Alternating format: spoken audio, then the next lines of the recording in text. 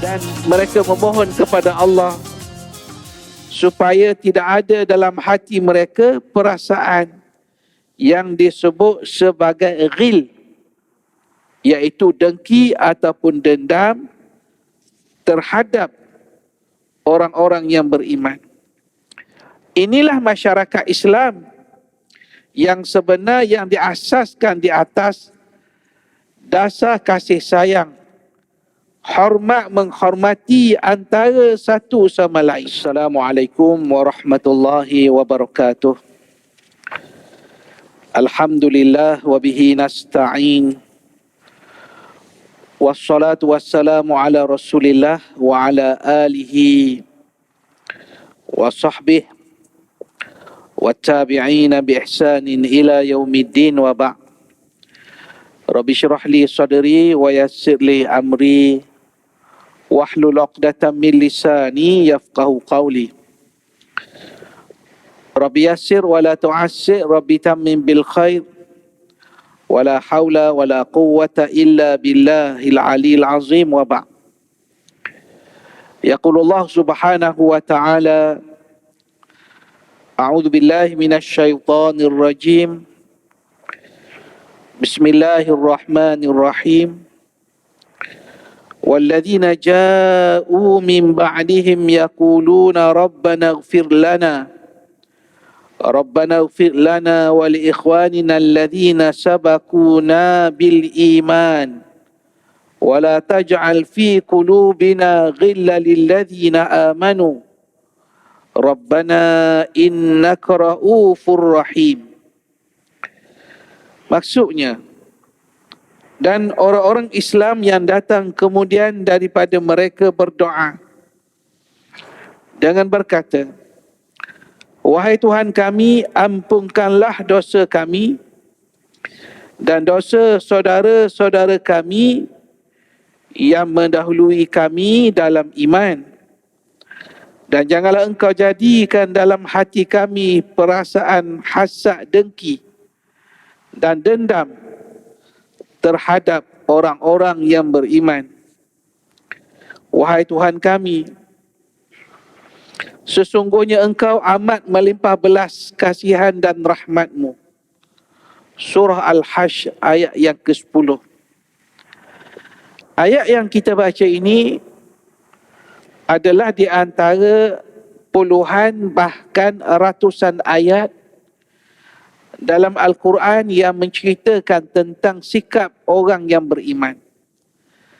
Sikap mulia yang ada kepada orang yang beriman, iaitu mereka mempunyai hati yang tulus, hati yang sejahtera. Cuba kita bayangkan, Allah Ta'ala menggambarkan macam mana mereka yang beriman ini berdoa kepada Allah. Doa yang selalu kita baca, Rabbana ighfir lana wa li ikhwanina alladhina sabaquna bil iman wa la taj'al fi qulubina ghillan lil ladzina amanu. Mereka ini memohon kepada Allah Subhanahu wa taala supaya yang pertama Allah ampuni mereka. Yang kedua ialah Allah ampuni orang-orang yang beriman yang datang sebelum ini. Dan mereka memohon kepada Allah supaya tidak ada dalam hati mereka perasaan yang disebut sebagai ghil, iaitu dengki ataupun dendam terhadap orang-orang yang beriman. Inilah masyarakat Islam yang sebenar, yang diasaskan di atas dasar kasih sayang, hormat menghormati antara satu sama lain. Kita baca satu kisah yang masyhur. Kisah yang diceritakan oleh sahabat Nabi yang bernama Anas bin Malik radhiyallahu anhu, yang menceritakan tentang seorang sahabat yang bernama Abdullah ibnu Amr, di mana Abdullah ibnu Amr telah tidur 3 malam berturut-turut di rumah seorang lelaki yang dipuji selama 3 hari berturut-turut oleh Rasulullah sallallahu alaihi wasallam. Latar belakangnya ialah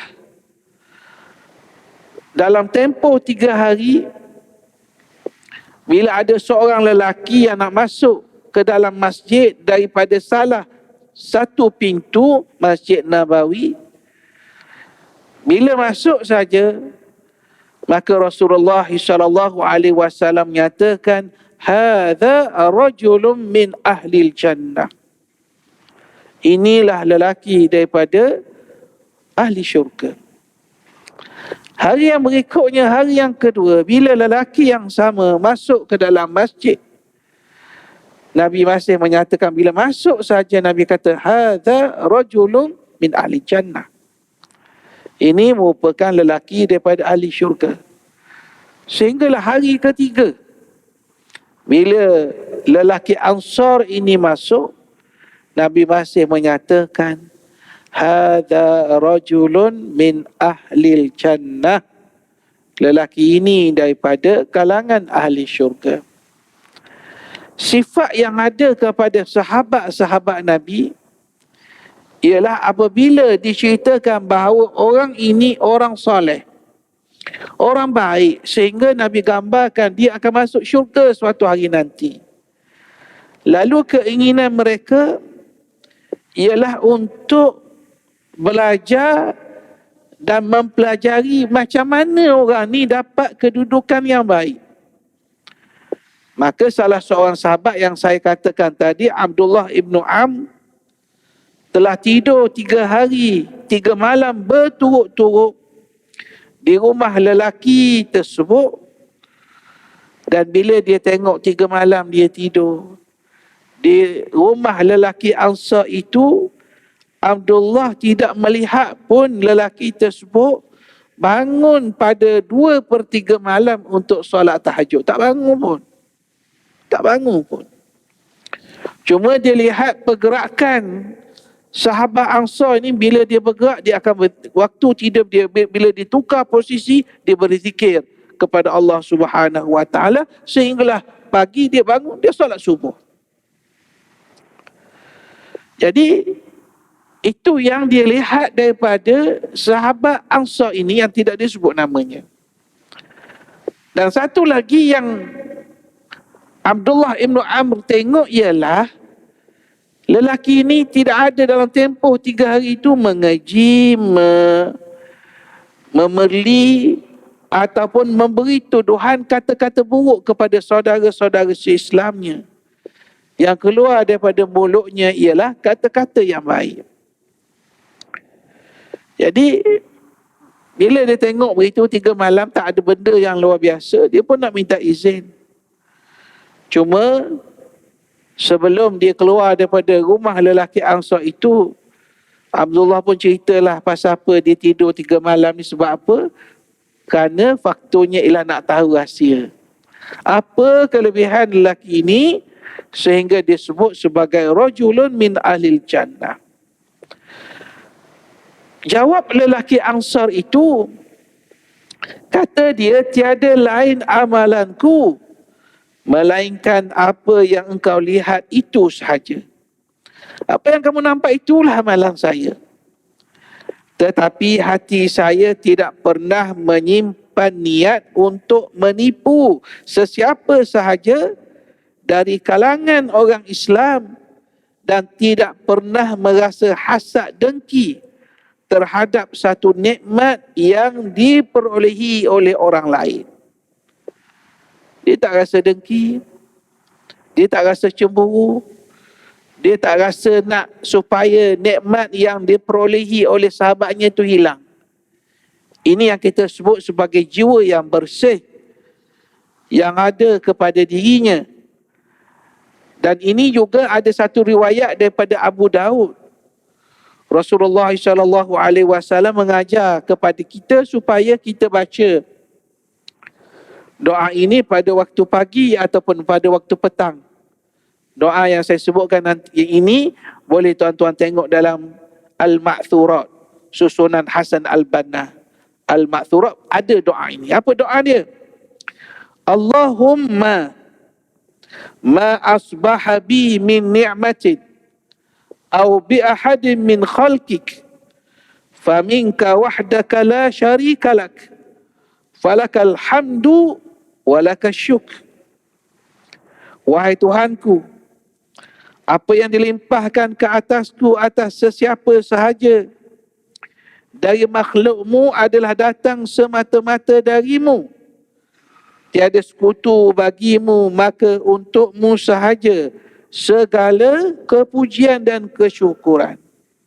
Poin di sini ialah apa saja nikmat yang diperoleh itu faminka wahdak. Ianya datang dari Allah Subhanahu wa ta'ala. Justru itu kalau kita lihat dalam konsep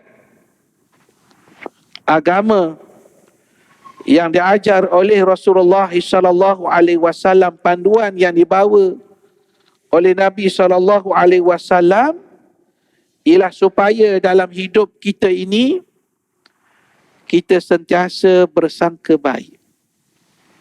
Kita sentiasa bersangka baik. Yang pertama, bersangka baik kepada Allah. Yang kedua, bersangka baik sesama insan, sesama manusia.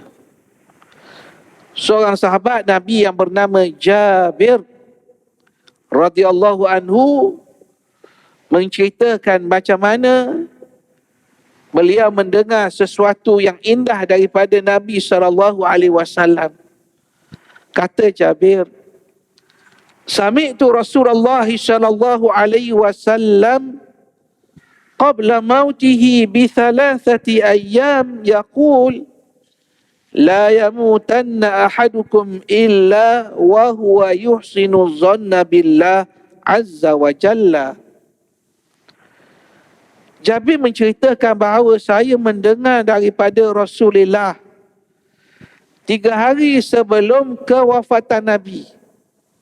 Maknanya hadis ni dia dengar, Jabir dengar sebelum Nabi wafat 3 hari sebelum kewafatan Rasulullah. Apa kata Nabi?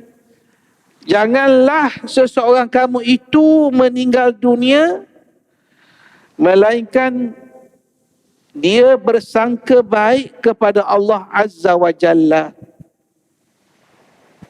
Maksudnya ialah bersangka baik kepada Allah. Husnul zanni billah. Berbaik sangka kepada Allah. Apa di antara bentuk sangka baik kita kepada Allah? Antaranya ialah apabila kita melakukan sesuatu ibadah, al-qurubat, perkara-perkara yang mendekatkan diri kita kepada Allah, kita bersangka baik bahawa amalan kita itu insya-Allah akan diterima oleh Allah. Sebab syarat kita amal soleh ni dia ada 2. Yang pertama, amalan itu pertama sesuai dengan syarak. Sesuai dengan syarak. Syarak ajar begitu. Kalau kita ambil contoh semayang lah, ataupun solat, mesti solat kita itu seperti mana yang ditunjukkan oleh Nabi. Menepati cara yang ditunjukkan oleh Rasulullah. Satu perkara.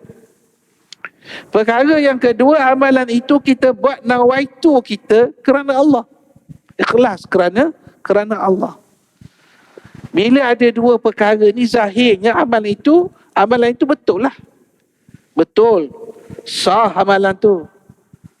Tetapi penerimaan itu siapa yang akan tentukan? Penerimaan amalan ini ditentukan hanya oleh Allah Subhanahu wa ta'ala. Orang mukmin dia bersangka baik bahawa setiap amalan yang dia lakukan itu akan diterima oleh Allah. Yang kedua ialah apabila dia berdoa, dia meyakini bahawa Allah memakbulkan doa-doanya. permintaan-permintaannya. Saya pernah sebut dalam pertemuan kita sebelum ini, bagaimana ibu Nabi Musa alaihi salam yang berdoa kepada Allah supaya anaknya itu diselamatkan, dikembalikan kepada dirinya. Bila dia letak dalam satu kotak kemudian hanyutkan dalam sungai, kerana itu adalah ilham yang datang dari Allah Subhanahu wa taala. Allah perintah begitu. Wa auhayna ila ummi Musa an ardi'i fa idza khifti 'alaihi fa alqihi fil yam. Dan kami wahyukan, kami ilhamkan kepada mak Nabi Musa supaya menyusukannya. Maka jika kamu takut keselamatan dirinya, maka hanyutkanlah dia, letak satu kotak, hanyutkan dia dalam sungai. Itu perintah Allah. Kemudian Allah Ta'ala kata, wala takhafi wala tahzani. Jangan kamu rasa takut, jangan kamu rasa duka cita. Inna radduhu ilaiki wa ja'iluhu minal mursalin. Sebab kami akan pulangkan anak ini kepada kamu. Ini janji Allah.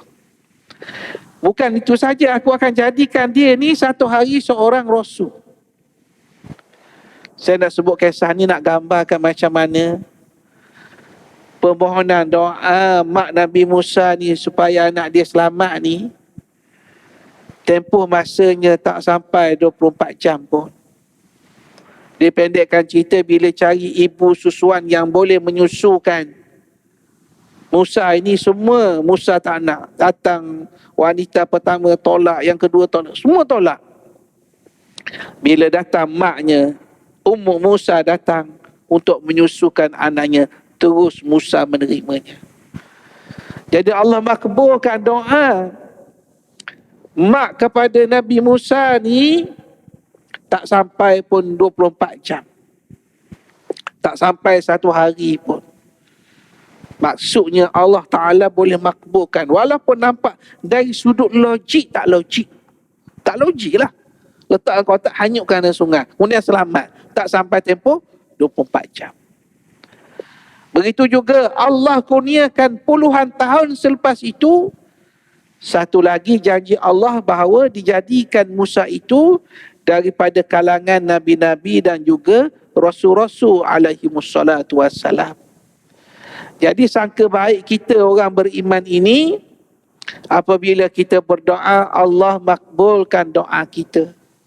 Mungkin bukan hari ini, mungkin besok, mungkin 2 tahun lagi, mungkin 20 tahun lagi. Ataupun Allah bagi kepada kita yang sesuai dengan kita. Ini yang disebut sebagai al-hikam. Hikmah-hikmah Allah yang kita dalam pengalaman hidup kita ni, banyak sekali hikmah-hikmah kehidupan kita ni sendiri, kita dapat rasakan hikmah itu selepas puluhan tahun. Mula-mula dapat tu kita rasa kenapa begini, kenapa tak begitu, kenapa begitu. Tetapi apabila kita bersabar, kita doa, kita usaha, kita tawakal, akhirnya Allah Ta'ala tunjukkan hikmah di sebalik perkara yang berlaku itu. Dan sangka baik dengan Allah juga, apabila kita melakukan kesilapan, sudah tentu kita banyak melakukan kesalahan. Kita yakin, kita percaya bahawa Allah itu sifatnya Ghafurun Rahimun. Allah itu Maha Pengampun, Allah itu Maha Penyayang. Ada keyakinan, husnuzan kita, insya-Allah Allah ampuni segala dosa dan kesalahan kita. Dan begitu juga husnuzan billah, baik sangka kita kepada Allah. Kita percaya bahawa di sebalik ujian-ujian yang berlaku ini, pasti akan ada kebaikan-kebaikan yang berlaku. Ini yang kita sebut sebagai baik sangka kita kepada Allah. Yang kedua, baik sangka yang selalu kita sebut ialah baik sangka kita sesama insan. sesama manusia. Kerana Allah sendiri menggambarkan kepada kita supaya orang beriman jauhi daripada sangkaan-sangkaan. Ya ayyuhalladzina amanu ijtanibu katsiran minadh-dhann inna ba'dadh-dhanni its. Allah Ta'ala menyebut, wahai orang-orang yang beriman, jauhilah kamu kebanyakan daripada sangkaan-sangkaan, kerana sebahagian daripada sangkaan itu adalah dosa kepada Allah Subhanahu wa Ta'ala. Maknanya agama mengajar kepada kita, biar kita ni ada sedikit perasaan berbaik sangka kepada saudara-saudara kita, sahabat-sahabat kita. Seorang ahli tasawuf yang terkenal, Abdul Qadir Al-Jailani, meninggal pada tahun 561 Hijrah. Dia sebut berapa panduan kepada kita untuk insya-Allah jika ada perasaan sebegini, dia akan menjadikan kita ini manusia yang sentiasa bersangka baik kepada sahabat-sahabat kita. Antaranya kata Abdul Qadir Al-Jailani, jika kamu bertemu dengan seseorang, maka yakinlah bahawa orang itu lebih baik daripada kamu. Kenapa kita nak meninggi diri? Kenapa kita nak rasa kita lebih? Sebab kita letakkan bahawa sudah tentu orang yang kita jumpa itu lebih baik kedudukannya di sisi Allah. Sebab zahir kita tak boleh nak ukur, dari sudut pakaiannya, dari sudut wajahnya, susah kita nak ukur. Tapi baik sangka kita, orang ini lebih baik daripada kita. Kemudian kalau kita jumpa anak-anak ataupun anak-anak kecil, kita ucapkan dalam hati kita bahawa anak-anak ini, budak-budak ini, remaja-remaja ini, dia belum melakukan banyak maksiat kepada Allah Subhanahu wa Ta'ala. Sedangkan kita dengan umur kita ni banyak sekali kesalahan-kesalahan maksiat yang kita lakukan. Dan perkara yang ketiga, bila kita bertemu dengan orang yang lebih tua daripada kita, umur kita 60, kita jumpa orang 70 contoh. Kita ucap dalam hati kita, kata Abdul Qadir Al-Jailani, orang ni umur dia lebih daripada kita, sudah tentu dia beribadah jauh lebih lama daripada saya dan dia lebih baik daripada saya. Tengok tu, sangkaan tu sentiasa baik, positif belaka. Dan begitu juga jika engkau bertemu dengan orang yang berilmu, sebutkan dalam hati kita bahawa orang ini mempunyai kurniaan ilmu yang lebih baik daripada kita. Ini sesuatu yang diajar, yang dididik oleh Abdul Qadir Al-Jailani kepada kita. Tuan-tuan yang saya hormati, yang saya kasihi, adalah menjadi satu kerendahan akhlak apabila seseorang membiarkan sifat rakus dan tamak ini menguasai perasaan diri. Seseorang Muslim hendaklah mempunyai pemikiran yang luas, hati yang bersih dan akhlak yang terpuji, sehingga dia dapat memandang sesuatu, melihat kepentingan umum, bukan kepentingan dirinya sendiri. Kebanyakan orang yang menyimpan dendam itu bergelora dadanya, tak kala mereka dapati apa yang diidamkan telah terlepas dari tangan mereka dan berada di genggaman orang lain. Seorang yang bercita-cita supaya nikmat yang diperolehi oleh orang lain itu lenyap dan hilang, boleh menjadi virus yang membahayakan kesejahteraan masyarakat. Ada satu hadis riwayat Al-Baihaqi, Rasulullah SAW bersabda, tidak berhimpun di rongga seorang hamba debu di medan perang di jalan Allah dengan bahang neraka Jahannam, dan tidak berhimpun di rongga seorang hamba iman dan hasad. Maksudnya iman dan hasad ini dua yang tak boleh berkumpul, kerana dia saling bercanggah, bersalahan, antara satu sama lain. Dan Allah sebut dalam Al-Quran umpamanya dalam surah Yunus, memberi satu didikan kepada manusia supaya menjaga hati kita. Allah Ta'ala menyebut, Ya ayyuhan nas, qad ja'atkum maw'izatun min rabbikum wa shifa'un lima fis sudur wa shifa'un lima fis suduri wa hudan wa rahmatul lil mu'minin. Qul bifadlillahi wa birahmatihi fabidzalika falyafrahu huwa khairum mimma yajma'un. Allah Ta'ala sebut, wahai manusia, sesungguhnya telah datang kepada kamu Al-Quran yang menjadi nasihat pengajaran daripada Tuhan kamu. Ini di antara tugas Quran. Banyak fungsi Quran lah. Antara dalam ayat ni dia sebut antaranya mau'izatum mir rabbikum. Ia adalah sebagai pengajaran daripada Tuhan kamu. Satu, dia pengajaran mau'izah. Yang kedua, wa shifa'un lima fis sudur, iaitulah menjadi penawar bagi penyakit-penyakit batin yang ada di dalam hati kamu. Dua dah. Pertama, mau'izah. Yang kedua, menjadi syifa. Yang ketiga, wahudan, menjadi petunjuk. Yang keempat, warahmatun, menjadi rahmat. Kemudian Allah Ta'ala sebut pada ayat 58 dalam surah Yunus, kata Allah, maka dengan isi kandungan Al-Quran itu hendaklah mereka bersukacita bukan dengan yang lainnya, kerana ia lebih baik dari apa yang mereka himpunkan dari segala benda dan perkara yang tidak kekal. Maksudnya ialah rahmat Allah, kasih sayang Allah, dan segala-gala apa yang Allah Ta'ala kurniakan itu adalah yang terbaik untuk manusia.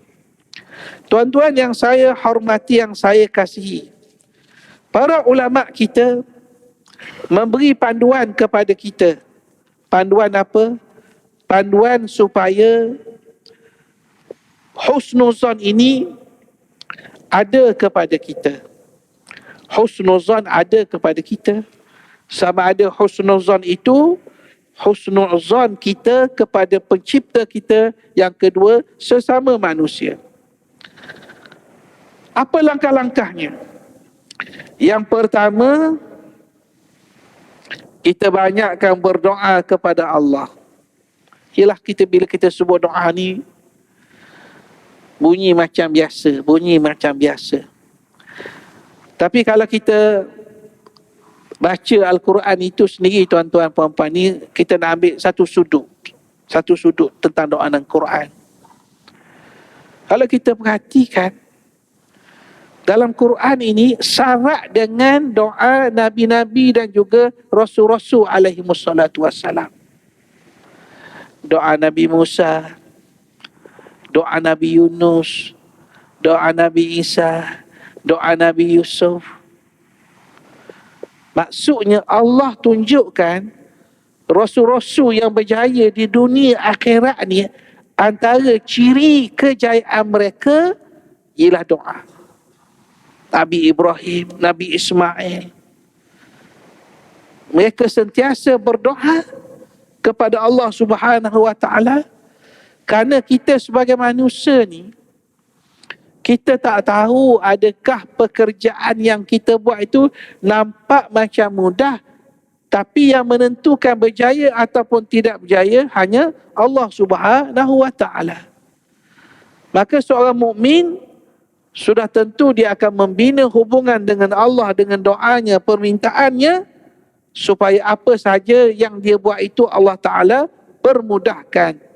Di samping untuk kita melawan hasutan syaitan, iblis, semua itu tak boleh kita lalui melainkan dengan petunjuk dan juga bantuan Allah Subhanahu wa taala. Itu husnuzan billah. Yang kedua, husnuzan bin nas tadi, sangka baik kita sesama manusia ini. Dia punya keadaan macam ni tuan-tuan dan puan-puan. Kita kena letakkan diri kita ni macam orang lain. Kita kena letakkan diri kita ni macam orang lain. Jika kita mahu orang berbaik sangka dengan kita, kita perlu bersikap yang sama dengan orang lain terlebih dahulu. Kita mulakan diri kita. Kita tak boleh satu pihak je. Kita harap orang tu baik sangka dengan kita. Yang ketiga, ambil kata-kata orang dengan makna yang baik. Jika orang kata yang tidak baik kepada kita, pastikan kita sentiasa berbaik sangka agar tidak tertipu dengan helah syaitan. Tapi perlu diingat juga ketika kita sebut husnuzan ni, kalau dah ketara dah nampak jelas itu penipuan, memang nak curi barang, itu bukan dalam perbincangan kita. Perbincangan kita ni benda yang kita tak boleh baca dalam hati orang, dalam jiwa orang. Kerana kaedah kita ni, nahnu natawalla dhawahir wallahu yatawalla dhamair. Allah dialah, kita ni melihat perkara yang zahir. Kita hukum ni untuk hukum zahir. Adapun dhamair, adapun dalam hati manusia, itu bukan urusan kita. Itu urusan Allah Subhanahu wa taala, bukan urusan kita. Bukan urusan kita. Kita hanya melihat yang zahir. Baik, yang keempat, kita mencari ruang supaya kita boleh memaafkannya, iaitu dengan sentiasa berusaha mencari ruang berbaik sangka terhadap orang yang kita mahu bersangka buruk. Mungkin dia ditimpa musibah berat sehingga tergelincir dari kebenaran. Orang ni tuan-tuan dalam hidup, masing-masing berhadapan dengan perkara-perkara ujian-ujian dalam kehidupan kita. Orang ni tak sama. Masing-masing ada masalah, masing-masing ada musibah masing-masing. Dan kerana musibah itu, kerana tekanan itu, kadang-kadang manusia ni dia berubah sikap dia. Daripada dulu mungkin orang tu bercakap benar, tapi akhirnya dia tak bercakap benar. Betul, memang salah lah. Bercakap betul merupakan kewajipan, bercakap salah itu kesilapan. Itu kita akur. Tapi kadang-kadang kita kena faham, kerana tekanan tertentu dia tak bercakap benar. Contoh contoh mudah. Orang yang berhutang tuan-tuan, orang berhutang.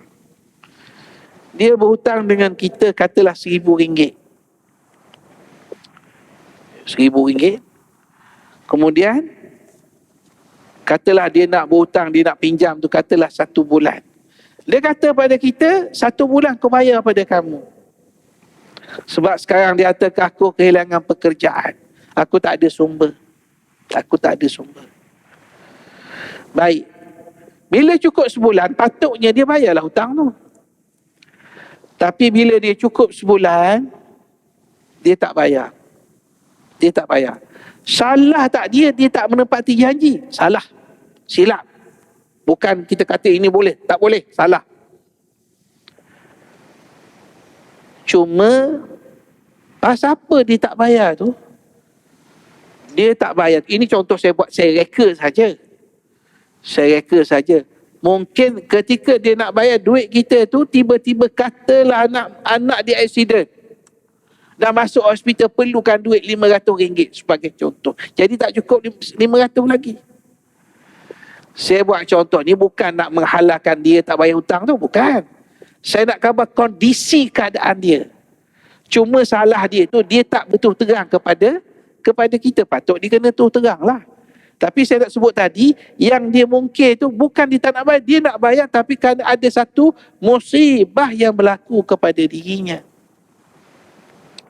Ini keadaan-keadaan yang berlaku dalam kehidupan manusia. Justru itu, Al-Quran memberi panduan kepada kita supaya kita berusaha untuk membantu saudara-saudara kita, memberi kebaikan-kebaikan kepada saudara kita. Orang mukmin apabila dia melihat suatu bencana yang menimpa orang lain, ini sikaplah orang mukmin, terselit di hatinya perasaan hiba. Dia tu rasa hiba. Kita dengar, katalah musibah banjir baru ni yang berlaku di Kelantan, di Terengganu. Bila kita dengar, kita baca berita tu, kita tersentuh. Kita dengar rumah tenggelam, anak meninggal dunia sekaligus 3 orang. Kita terus datang, walaupun dia bukan saudara mara kita, kita tak kenal pun. Tapi orang mukmin ni, dia terselit terus perasaan hiba, sedih apa yang berlaku kepada saudaranya. Ini sifat orang mukmin. Sambil mengharapkan agar Tuhan melepaskan orang itu dari bencana tersebut. Dengan cara ini, seseorang Muslim akan hidup dengan wajah yang jernih dan hati yang lapang dari segala perasaan dendam, kerana perasaan dendam dan dengki itu merupakan penyakit yang amat membahaya. Dia dendam, dengki ni macam penyakit kita jugalah.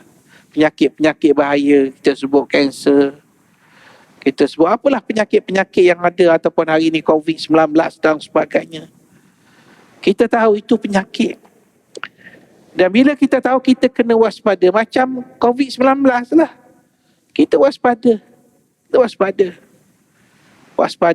Kita tak ambil mudah.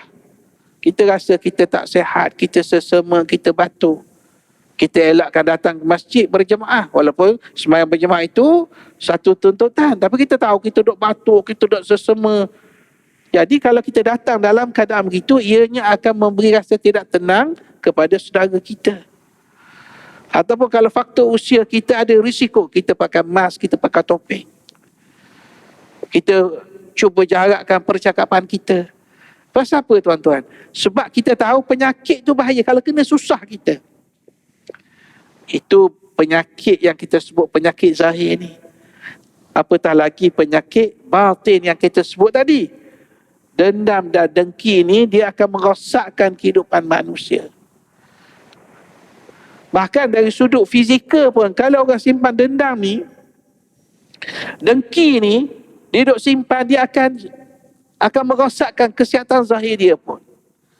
Kerana dia memikirkan perkara-perkara yang negatif. Islam menegah jika seorang itu membiarkan perasaan sakit hati terhadap saudaranya meresap di hatinya. Ekoran daripada itu, orang yang memendam perasaan sebegitu meluahkan pula perasaannya kepada orang-orang yang dijumpainya. Mereka tidak akan berpuas hati selagi mereka tidak memburukkan dan merendahkan saudaranya sendiri. Wal'iyadzubillah. Kita minta perlindungan daripada Allah Subhanahu wa ta'ala. Kerana kita tahu hakikat kehidupan ini, tuan-tuan. Hakikat kehidupan ini macam Allah Ta'ala sebut, wa ma hadhil hayatud dunya illa lahwun wa la'ib wa inna ad-daral akhirata lahiyal hayawan law kanu ya'lamun. Dan ingatlah bahawa kehidupan dunia ini meliputi segala kesenangan dan kemewahannya. Jika dinilaikan dengan kehidupan akhirat, tidak lain hanyalah ibarat hiburan dan permainan. Sesungguhnya negeri akhirat itu ialah kehidupan yang sebenar-benarnya. Lahiyal hayawan, kehidupan yang sebenar-benarnya, kalau mereka mengetahui hakikat ini. Ada sebahagian ahli tafsir seperti Imam Nasafi, dia sebut dalam tafsir dia, dia kata begini, tuan-tuan, menarik dia kata ni. Dia kata hakikat bahawa dunia akan lenyap daripada penghuninya dan kematian manusia ibarat anak-anak yang bermain seketika. kemudian mereka beredar. Bayangannya kalau kita ada anak, ada cucu, cucu kita main petang kat laman rumah kita.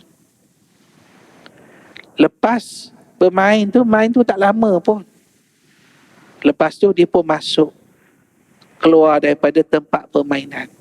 Tak ada orang anak-anak cucu bermain daripada pagi sampai malam, mustahil, tak ada. Hanya seketika. Jadi kehidupan kita di dunia, kata An-Nasafi begitulah, hanya seketika. Manakala kehidupan akhirat adalah kehidupan yang abadi, yang tiada lagi kematian selepasnya, iaitu yang kita sebut sebagai nikmat yang berkekalan. Nikmat yang berkekalan. Kita dapat nikmat itu suatu nikmat yang berkekalan. Tuan-tuan dan puan-puan yang saya hormati, khulasah daripada pertemuan kita pada malam ini, dalam kuliah kita pada malam ini, ialah kita sebut tentang kesejahteraan hati merupakan sikap mulia yang ada kepada orang-orang yang beriman, yang jauhkan daripada hasad dan dengki, dendam, kesumat dan sebagainya. Yang kedua kita sebut berkenaan dengan husnuzan, baik sangka. Dia ada dua jenis baik sangka kita kepada Allah dan baik sangka kita sesama manusia. Dan akhir sekali kita sebut tadi bahawa kehidupan dunia ini kehidupan yang sementara, yang pasti ialah yang kita bawa nanti ialah al-a'mal as-salihah, amal-amal soleh kita. Jadi sekadar itu pertemuan kita pada malam ini. Aqulu qouli hadza wa astaghfirullahal azim li wa lakum. Wassalamualaikum warahmatullahi wabarakatuh.